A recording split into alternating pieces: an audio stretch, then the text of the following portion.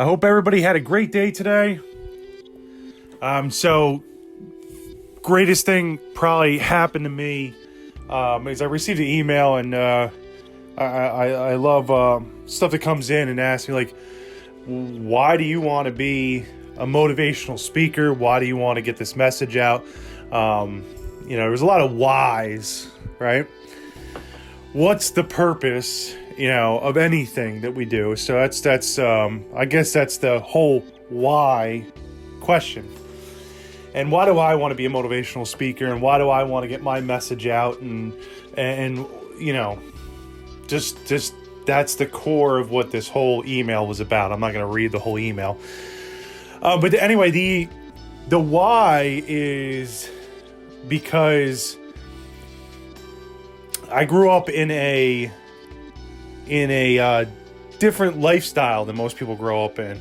I grew up in one lifestyle, and my parents divorced, and it was nuts, and I was thrown with my mother, and then my mother just kind of left me with my father, and it was a pretty crazy childhood at the age of like 5 with that. But forget it. I mean, the cops were at our house all the time, but forget about all that. The real crazy part that really kind of affected me, and what I need to bring awareness to, and probably tell people that there is some other stuff out there, is there's the whole I grew up as a nudist, we're gonna call it. So my dad's second marriage, he married a sexual deviant, and she introduced us into this nudist thing, and oh, it was terrible. You gotta like think about this: a 10-year-old child being told, to be naked around everybody, and it's okay. It is the most disgusting thing that anybody could probably do to a child. And this is the crazy thing. It was 10. I mean, this went from when I was 10 until I was 15, and you're told that this is normal, but don't talk about it. This is normal. Other people will judge you. This is normal, but we don't even tell our family members about this.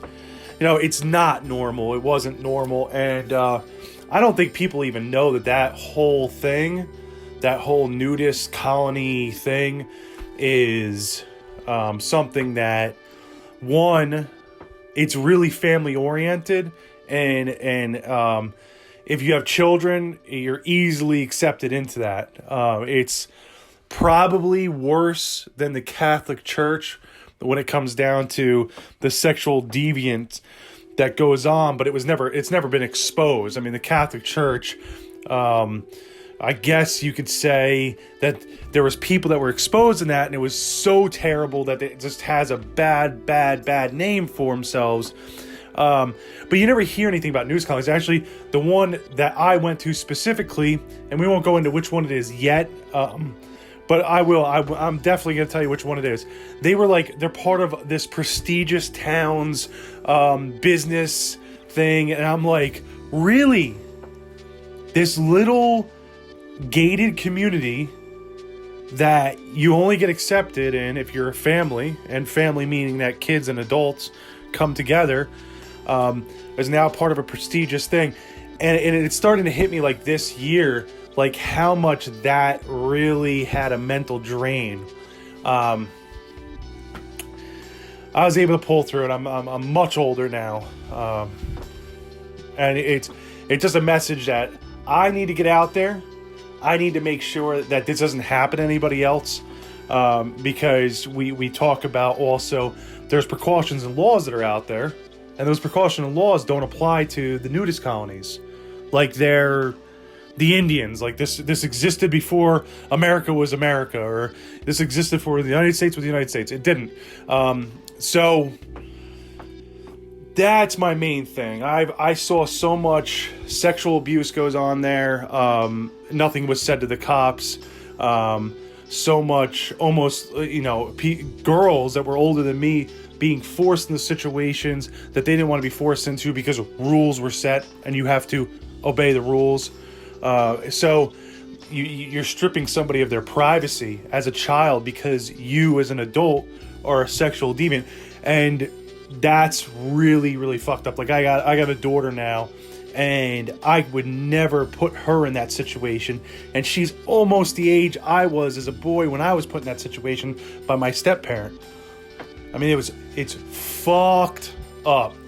And that's, and living like that is living in fear every day, living with somebody that would do that to a child. They even had their own child go there too. So this person is like bottom of the barrel, you know, because they're closet case, you know, sexual deviant, anything, sicko, you know. But I can get on rants about that stuff, and you know, this isn't about ranting or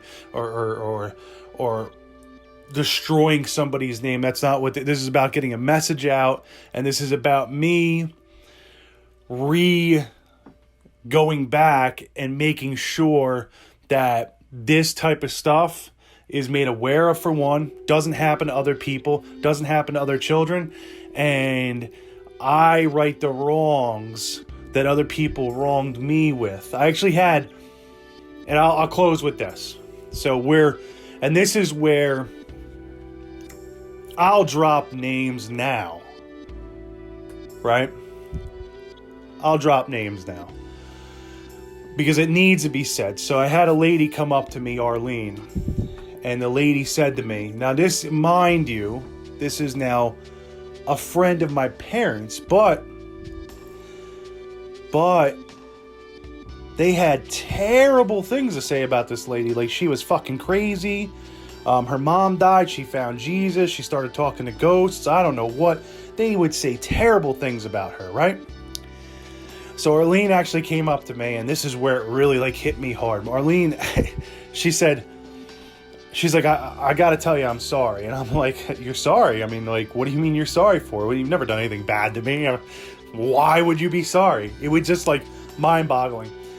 So she said, I'm sorry because I never said anything about the things that were going on when you were 10 and 11 years old. And I'm like, what do you mean?